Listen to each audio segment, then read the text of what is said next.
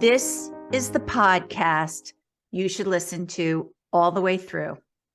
The reason why is today I am talking with Katie Payne. She is the senior measurement consultant at Payne Publishing. And she's going to show us why it is so very, and I'm going to stress this, very important for B2B brands to analyze their results, to do their research so that everything that they do is cost effective and also heading towards their goals. But before we get started, my name is Donna Peterson, and you are listening to the B2B Marketing Excellence Podcast. I talk to business leaders about their industry, about what they're doing, what's working, what's not, what marketing trends or tips we could all use so that we can achieve our goals faster. So let's jump in. Hi, Katie. How are you today? I'm good, Donna. How are you? Good. Like I said, I am so excited about this interview. I'm probably more excited than the listeners. I have to laugh. When I started this, nobody got excited about measurement, and now they do. Okay. Well, because I think now we all realize measurement is so important that we all don't sit there spinning our wheels, just throwing out generic messaging that doesn't give any results and really just wastes time and money. Exactly. It's like somebody says, do something, and they just do it without thinking through the goals and the benefits. Well, I think we still see that in corporations today. You'll go into a marketing team or a sales team and they'll say, what are you working on? He says, well, my boss says I've got to get out 15 social posts. We got to do 5 emails. We got to do this. And I said, okay, well, what's the direction? Who's the target audience? What are their main, pain points? And they'll be like, well, I don't know. We're just talking about our company. And that doesn't work anymore. I have a theory, a slide that I show at my conferences, and it's basically like, you're flooded with all these requests of things to do, right? I mean, everybody's got a good idea, right? Yeah. And you probably do about 50% of them because the boss said do it or else. There's another 20% which somebody said, oh, well, that's cool, and let's try that. And then there's another, 5 or 6% in there somewhere that basically says, I don't really have a choice. We just sort of have to do it. And like 3% of all those decisions get made based on, does it help us move towards the goal? I have data that says, if I do this, we will achieve our goals. And as I call measurement, it's the vaccine for the stupid stuff, because there's an awful lot of stupid stuff that people get asked to do, especially in B2B marketing. Yeah. And you've got to have a way to say no. And the only effective way I know to say no is having data that says it's not going to work. Well, that's when the boss is going to pay attention. If you can show them data that says this doesn't work, it's not going to help you get the leads you want. It's not going to help you increase your sales. And of course, once you say that, the antennas go up. What do you mean we're not going to increase sales? And that's where it gets tough, because, I mean, tying, especially in, if you're selling long-term decision-making things where it takes, a year or two, it's going to be impossible to say this is going to increase sales or this is not. On the other hand, what you can do is show that you're making progress towards that goal. And, at least with some sense of measurement, every month you have some trends you can look at. And if you look at those trends, you can say, you know what, this isn't moving. And, I go to the story from my friend, then client, Donna Coletti at Texas Instruments. And, she'd take these reports that I'd give her and she'd go, this campaign over here didn't work very well. And she'd go to her boss and she goes, can I take the resources away from this campaign over here that just worked less well than all the others and put them towards something they did? And she at the time was a very lowly little researcher, and I loved her enthusiasm and stuff. Last I heard, she retired as executive vice president for all of Texas Instruments. So obviously her suggestions were right on point. And backed up by data that she had some confidence in and that related back to the goals. Interesting. So as we were talking a little bit about, different departments, sales and marketing, right now, we know it's important to have all the departments kind of have input. So to level like the playing fields, have everyone feel like it's a collaborative setting that they can work together to get things accomplished. Because we all know if you want to get those goals as fast as possible, everybody has to be working together. How can leaders get all the departments to do that, to work together? I think it sort of goes back to, and I hate to make everything about measurement, but it does go back to what you measure and what you value. And if the tendency has been traditionally with measurement, which is that, advertising measures advertising and social measures social and events measure all those things. And because somehow, somewhere along the line, they thought that they were all, equally important and it didn't matter. Now that you see that, you have one piece of content, you put it out there in a million different ways. Yeah. The only way you get everybody working together is to say you are going to measure together. In other words, I don't care about the 27 different slides showing that this particular digital social media post got 47,000 engagements and this got 4 million impressions. That doesn't work anymore. So you have to basically say, okay, who's the audience? All of measurement starts with the audience, and you've got to start there and say, okay, are we reaching the right target audience with the right messages? And if I can show that communications, marketing as a whole is moving people towards that goal of, selling something ultimately, then that's all I care about. I mean, senior leadership sort of has to say, you know what, we're going to compensate people based on these results. We're going to make sure that the reports all look like they come from everybody. And then fine, if you have, you can certainly have your little your dashboard for the PR department or your dashboard for the social media department. That's fine, but that's not what senior leadership sees, because what senior leadership wants to see is progress towards the goal. So more looking at campaigns, overall campaigns versus individual channels. Yes, and campaign as defined by multi-platform, multi-kind, all those things, because too many people think, okay, a PR campaign is a press release. No. Yeah. Well, and I think when you start to do that, you start to also realize the different departments, especially in the B2B sector. I do a lot in the industrial side. You're not going to sell a large piece of equipment by a social post. You're just not. But does that social post help complement everything else you're doing?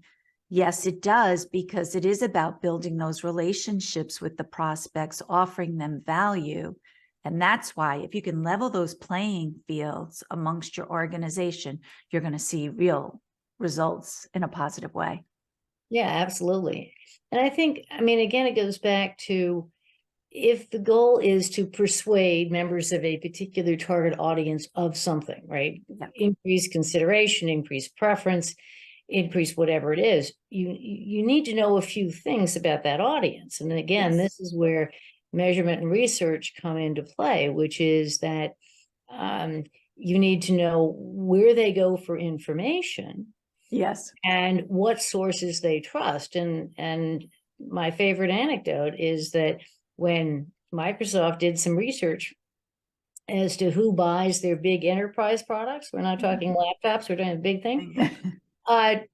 And they, for years, one would assume, I'm of a certain age, I assume that the people that bought those things and make decisions about them are probably 50-year-old white men. Yeah. Turns out that no, in fact, the average buyer and decision maker on these things is much younger, much more diverse, and frequently only knows Microsoft as the Xbox company. Okay. So if they associate Microsoft with a game and you're trying to sell them a multi-million-dollar enterprise system, you got some work to do there. Yeah.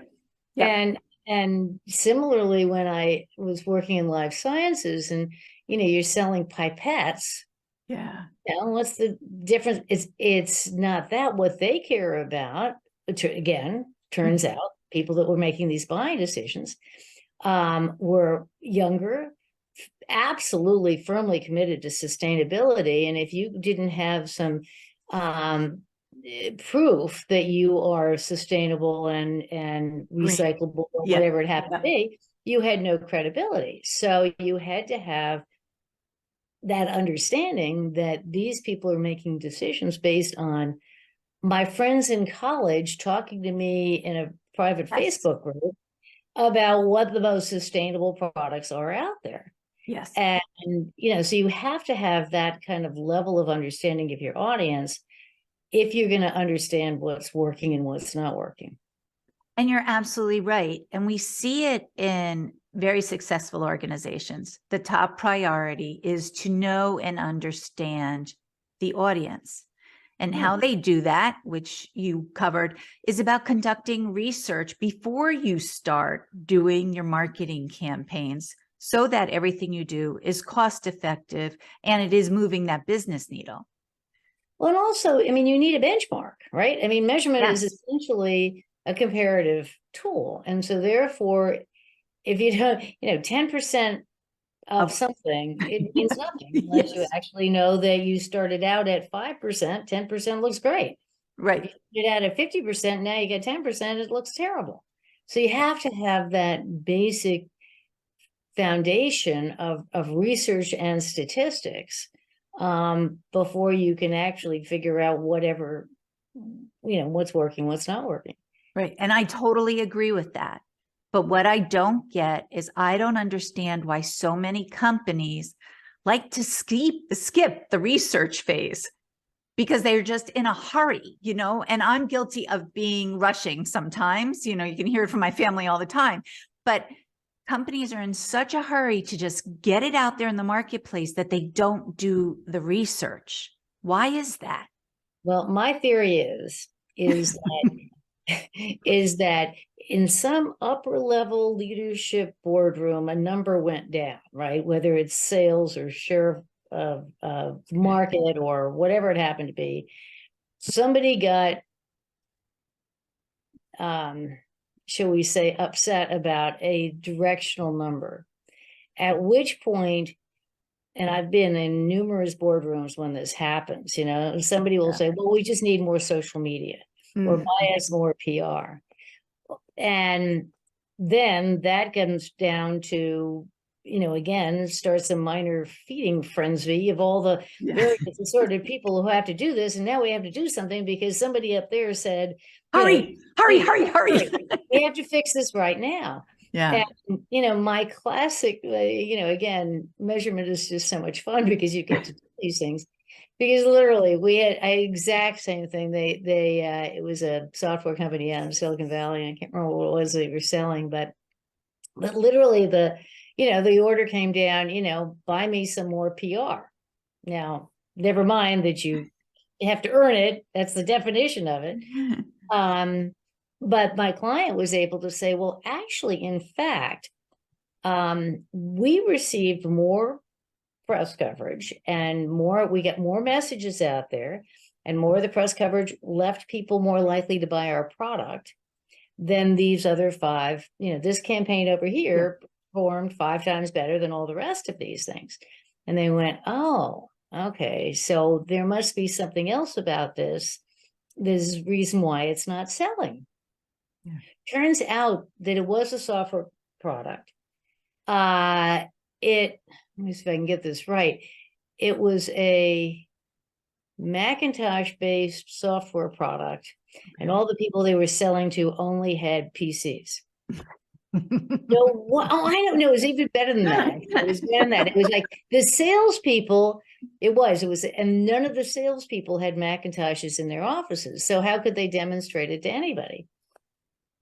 So, it wasn't a communications problem. It wasn't a marketing problem. Yeah.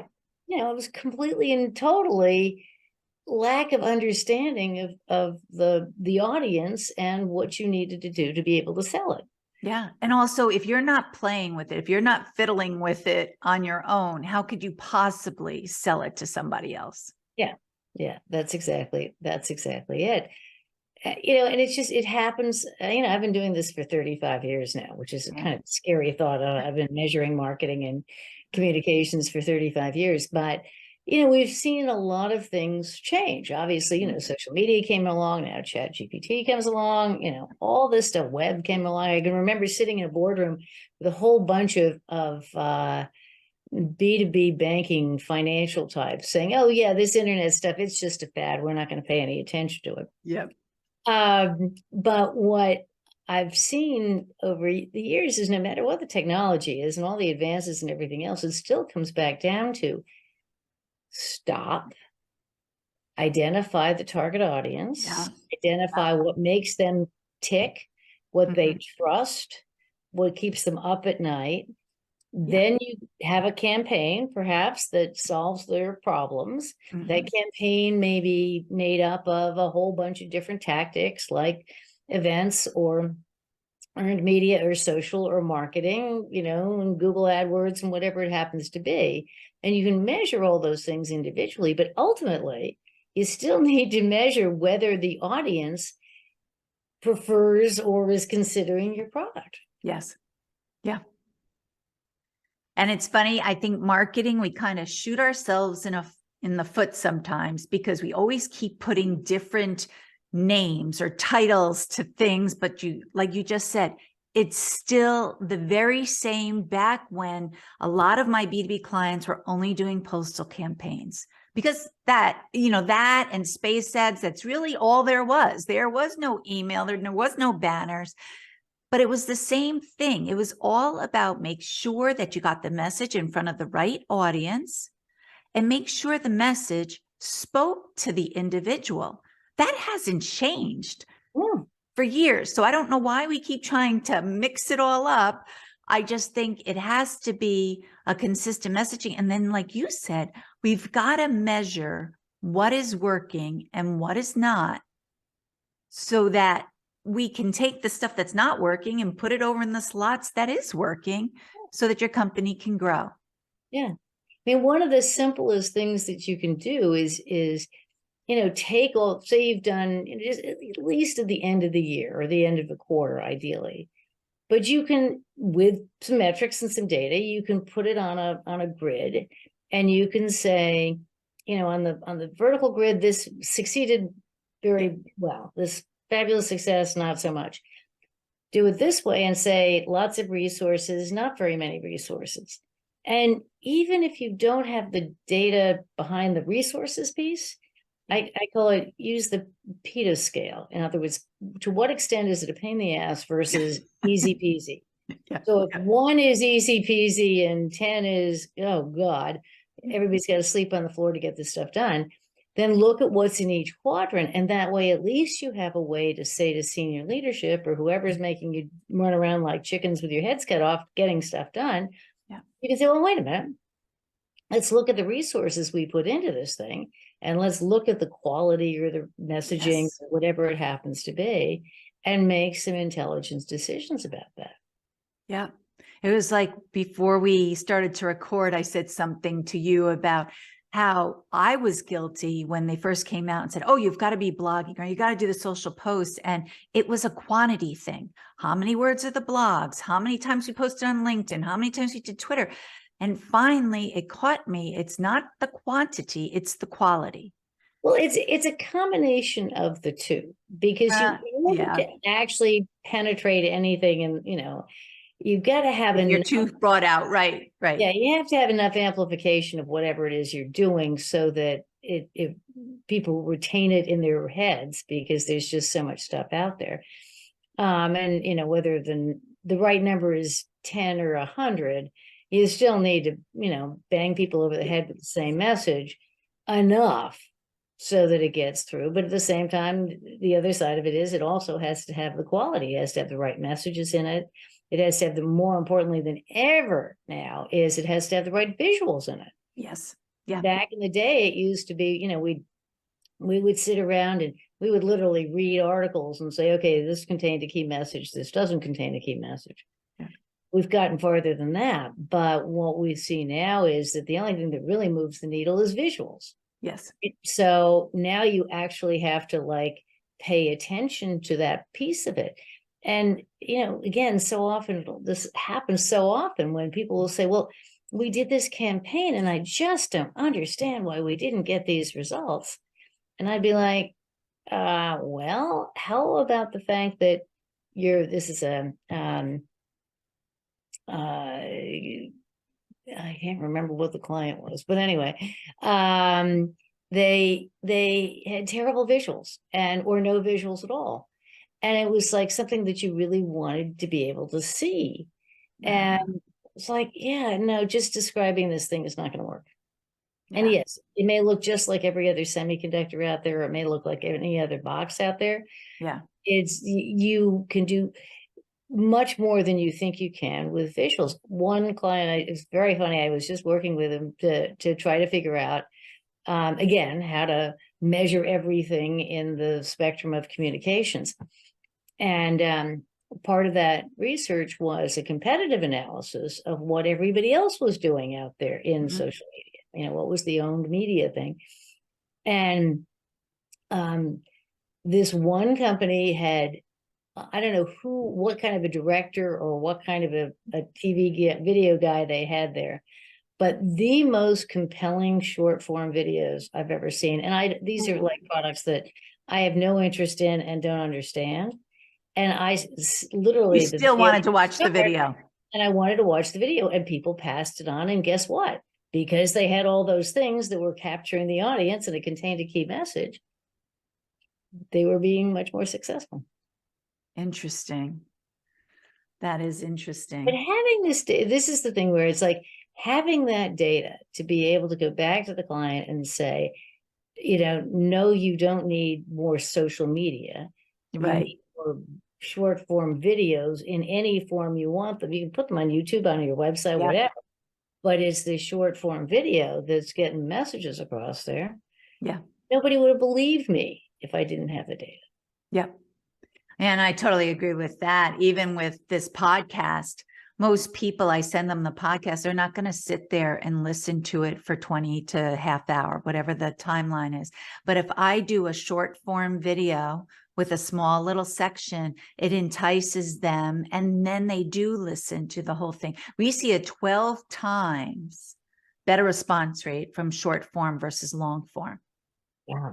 And that's just a little, it's no extra taping, because all I'm doing is taking a little clip from the podcast that we already have. But like you said, it's all about measurement. And if you know that, then you need to break it up into certain segments. Yeah. Yeah. And so often, especially in the B2B world, video in B2B used to be something that costs a fortune, that took phenomenal amounts of time to put together. And, you'd have to have dedicated people to it for 6 months. And now it's like, no, actually don't do that. And it's so much more effective than you think it is. Yes. It's like market research to find out who your audience is or what your audience's priorities are. That used to be $100,000 every time you said survey, and now you can do it virtually for free with, Google Forms and, a good mailing list. You do your own research. You can find so much more out now than you ever could before. So you should have all the data you need to make better decisions. Yeah. And some people aren't quite there yet. But you're right. You can do those things. And now with all the AI features that are out there, you can do so much research before you start putting that campaign out there and making sure that you are hitting the right people, because that's why measurement is also important, because sometimes people feel this is my audience. And I had a client like that. They said, Donna, we want to reach, CIOs and companies from 100 to 1,000 all over the nation. And we did a programmatic campaign and found out for some reason, 250 to 499 were not interested in what they had to offer. And so Huh. then we went and we just did promotions to the group of 100 to, what was it, 299, and then 499 to 1,000. And our campaigns went off the chart. They were more successful that way. Yeah. I think another big thing that people don't spend enough time thinking about is talking about how you're defining success, talking about what a good campaign versus a bad. What is engagement, right? Yeah. I mean, if you look at any 5 social media platforms, it's 5 different things. Yeah. It doesn't matter. I don't care what Sprout and Sprinkler says is engagement. I care about how do we as an organization, or you as a organization, define what's the difference between an engaged potential customer versus somebody who's not engaged. Yeah. Or if it's internal communications, what's the difference between an engaged employee versus somebody who is not engaged? Right. You've got to put those things down on paper. Yes. Or at least in digital form, but it's got to be, okay, what's a good ad? Well, let's define it by it sells, it reaches many people. What is the definition of good? Right. Right. It's Well, not everything. Yeah. And when I first go into companies, I will sit down with them and tell, what is your mission? Yeah. What is your mission as a company? That's so important to know. And then, what are your visions and goals that you have set up? Because that really helps us hone in, again, like you said, what is good? When the people respond, is it good? Is it moving us towards that goal that we have set? Or maybe we got a lot of people who responded, but guess what? They're not going to head us there. So that's not a good response. But you've got to know everything about where you want to go. You got to have those missions. You got to have your vision and your goals set up. And then you've got to measure it as you go. So it's almost like you said, you have to have that baseline also of where you are right now to know where you want to go. And then, then you'll know when you reach it. Otherwise, if you don't have a baseline, you never know when you reach it. Exactly. You need to know that you're moving. And the other thing is that there's so much data out there. And one of the first things I tell everybody in measure, when they're trying to figure out they're measuring their results or anything else, is like, you can probably throw out 70 to 80% of it because it's not relevant to your business. You want to focus in on the things that are important to your business. And if our goal is, as a communications organization or marketing organization, is to get our messages out there, then you have to look at what actually is amplifying those messages. Yes. You do not need to look at necessarily clicks or, random things that all these platforms just dump into your dashboard. Just get rid of them. Just pay no attention to them. And the same thing, I'm a big fan of GA4, and that's great. But again, the beauty of GA4 versus the old version is it's a lot easier to customize just getting the data that you absolutely need to make better decisions, and you can ignore the rest. Okay, but let's just back up a minute, because I bet you I have some listeners here and like, what is she talking about? GA4, is that a plane? Like, what is it? Can you explain to us, obviously, what is GA4? And then why companies need to start migrating from UA to GA4? Well, the reason they need to start migrating is it's actually already, you don't have a choice. Google Analytics, Universal Analytics, is going to go away as of June 30th, which is not very many weeks from now. No. And GA4 is the replacement. The challenge is that if you have not yet made that switch, all that you're not going to have any historical data, essentially. So let's just say if you start on April 15th of 2023, GA4 will collect that very happily from April 15th ad nauseum down the road, but until the end of June. If all you have is that, you can't compare it because all your old Universal Analytics data is not going to be accessible. So the first thing is you really do need to make that transition right now. And the other piece of it is that what Google did with this new version of it is to acknowledge the fact that no, not everybody is making every single decision sitting at a laptop on a desk, you know, and using one platform. People are using phones, they're using all kinds of different ways to communicate. So rather than saying, okay, I clicked on your website, and then I went here, there, and everywhere, it's a vast improvement in terms of being able to say, yes, I went to the website, I read all the way down, I scrolled all the way down to the bottom of a page, and then I went over there to another page, and then I went over and said, please give me more information. And now I can characterize those people, Right. that particular audience, as, you know, all of those people are Donna's people, right? Mhm. And so I can give credit where credit is due. And it's just a whole lot easier to actually figure out those things that are moving the needle, as opposed to the old universal analytics, which just assumed that, you know, whatever last click was, last click got the credit.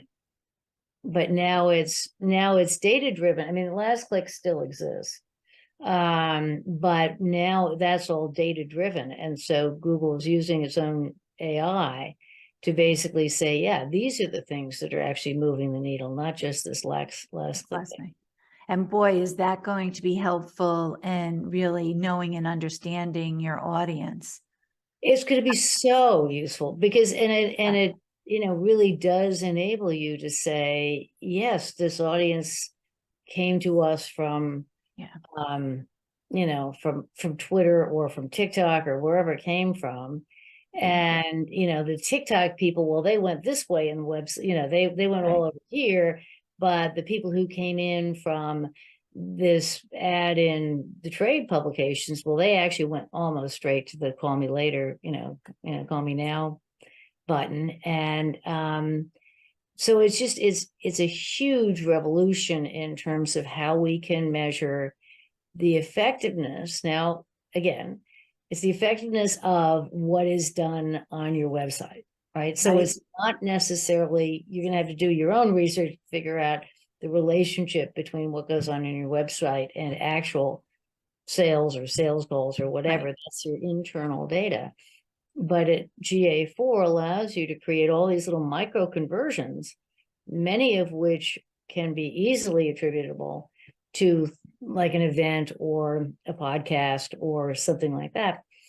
And each one of these little events, it knows that if you have enough of those little events, you'll eventually get to, you know, contact me, I want a demo, whatever the ultimate goal conversion really is. That's interesting, because as you're saying that, I'm like, and we're building that relationship. You know, if we're able to do this and be able to see that, okay, you know what, they did listen to one of my podcasts, but then they went and listened to 5 more. Yeah. And, you know, I speak on different industries. Sometimes I could start to kind of put together, okay, they're in the pharmaceutical space, or I can make some generalizations there of what is most of interest to them, so that I can serve them more content like that. Exactly. Oh, yeah. I mean, it's such a powerful tool. And I know there are a lot of people out there who, you know, are afraid of it, or, you know, like the old version and are ticked off at the whole thing. But it really is a game changer in terms of, and especially in for B2B marketing, where, you know, you're not going to put out one social post and sell $1.5 million system. You know, I wish, but no, it doesn't work like that. my favorite story of, you know, being realistic, I had just gotten hired by Raytheon to implement a measurement program. And I was told that the reason I'd gotten hired and my mission in life was to create a measurement, a metric that would work on this, you know, that would show the contribution of communications to the CEO, and it would sit on the CEO's dashboard. And I'm like, great. What do they think communications does? Yeah. And I had like been racking my brains to try to come up with a metric that would like reflect, how do you figure out what over here is working to drive the sale of a missile system, right? Right. Go into the dashboard guy's office, and I can't remember, it was sort of like a liaison to the CEO who was in charge of all of these metrics. And I'm asking him, what is it? Because no, you're not gonna sell a missile system from a press release. That's of course not. Yeah. So all I care about is that we get across the message that we make the beer, not the can. Yeah. Yeah. And I said, oh, that's interesting. Could you explain that to me? He said, no, we make the brains. What we're selling is the brains inside of the missile or the whatever, or the rocket or whatever it happens to be. We're the brains guys. And I said, oh, well, that's easy to measure. You can measure that across the whole spectrum of communications. Yeah. So as long as we had that, the elements that went into we make the beer, not the cans, that was counted as success. So he needed to have a clear branding message that tells what they do. Yeah. And so that's important. Oh, sorry, yeah, you go. No. So the communications department was responsible for getting those messages out there. Fine. Yeah. If that's what you expect them to do, then I can measure that. And, we can see how many people you reached, and you can see the extent to which it was, good quality stuff. And then you can see whether they actually go there and do anything, go to the website and do something else. And see, that's important for B2B brands to realize, because I've been in countless meetings where they'll put up the big chart and they'll say, Donna, okay, we sent out all these messages, these emails. This is the number of leads we got. And they'll always circle that several times over. And I said, okay, I get that. What about the branding? And they'll say, I don't care about the branding. And I'm like, wait, what do you mean we don't care about the branding? Yeah. Well, I have a brand if you don't care about the branding. Also, those leads don't just magically pop up, right? Yeah. I mean, the reason why they're there is presumably in B2B, you're not selling like, instantaneous decision-making here. Yeah.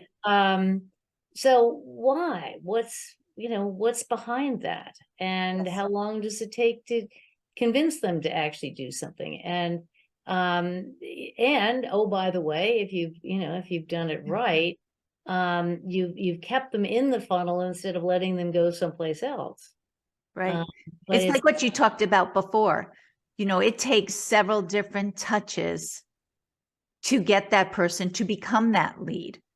Yeah.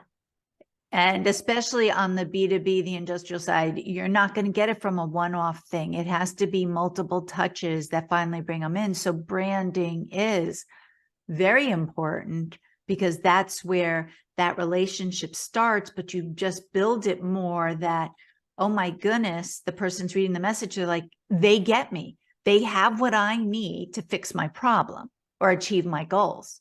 Well, and the other thing is the fact that the relationship has to build trust, and trust is based on, yes, your products, but it's also based on a whole bunch of other perceptions where, you believe you have the capability of doing what you said they can do, the credibility, the commitment, the sort of mutual relationship stuff, this two-way relationship stuff is incredibly important in B2B to get people to actually even pick up the phone and call you, or click on that button on your website. And so it's really, it's much more about that. And I learned the hard way, because when I was at HP, we introduced a little product called the LaserJet. And before the LaserJet came along, you could buy a house and a laser printer for the same amount, and they were about the same size. So we did all this research, and I knew I went over budget. I knew I was going to get called on the carpet for this whole thing. And so the target was dealers who had never sold HP products before. Okay. And so I had a list of all the IBM dealers and all the people that had never sold HP products before. We sent them out a campaign that you could never do today, but it was zap the competition with a laser. And we had this fun little gun, and we put a, HP logo on it, and it got tons of publicity, and it got, lots of responses. And, a month or two later, I could go back and I could count the number of dealers that had never ordered from HP before, who had now ordered from HP, and we sold Yeah. $1.4 million worth of laser jets. Yeah. And I thought I'd get a, reward of some sort, except for the fact that sales said, nah, we were already talking to those guys. You had nothing to do with it. Oh, But I've been there. Those kill you. those kill you. But the point is, you still have the data, Yes. right? And sure, let them go take the credit. What you now know is, yes, this did work. And the reason why it worked was because it caught people's attention. It got a lot of buzz going. They were like, what the heck is this all about? Yeah.